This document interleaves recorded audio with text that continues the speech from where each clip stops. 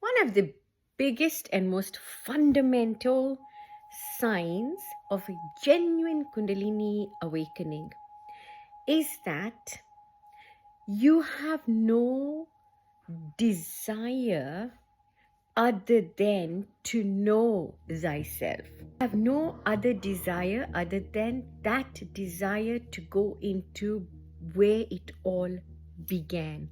Your point of pure consciousness. There is nothing that wants to curving you away from kind of in the world, but you are no longer of the world in the sense that the world is not living inside of you. You're there, you're participating, but you are not taking the world as such a place of suffering, or everything that is experienced before an awakening, when you're sort of asleep and you think that, oh, my life is all about my work or what I do, what I'm defined by, my relationships, what I have, what material possessions I've collected. Now, a Kundalini awakening, you are in a completely different zone, a place where you're very comfortable in this what appears to be so ludicrous and something that is so mindless. It's a place of where there is no mind. It is a place that to somebody who's not experiencing that, it'll seem very bizarre, and it'll almost seem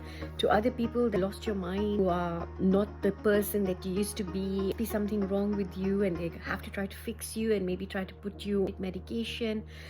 Interestingly, those of you who've genuinely awakened Kundalini, you will be looked after in a way as though you're being carried through this whole process. It'll be as though there's a buffer around you, so that where your Kundalini happens and how it happens and the entire trajectory of the Kundalini right up to a rising will all really depend on your consciousness. Because if you don't have the consciousness to carry it, then it's going to create a lot of problems. Where rather than working on how do I get a Kundalini rising, how do I get my Kundalini to go higher and higher and higher, the question is, how do we get our consciousness to move to a place of pure consciousness? How do we get the crap out of us and get to a point where we are clear, get to a point where we can actually see ourselves fully, clearly, without the conditioning. And even with the conditioning, you can see yourself, you can see the conditioning,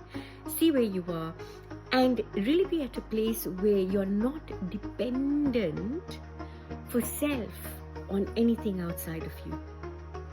And especially when it comes to defining you or conceptualizing you, because now impregnable, you're now unimpressionable. Impressions don't do anything for you. Sending you so much love. Take care.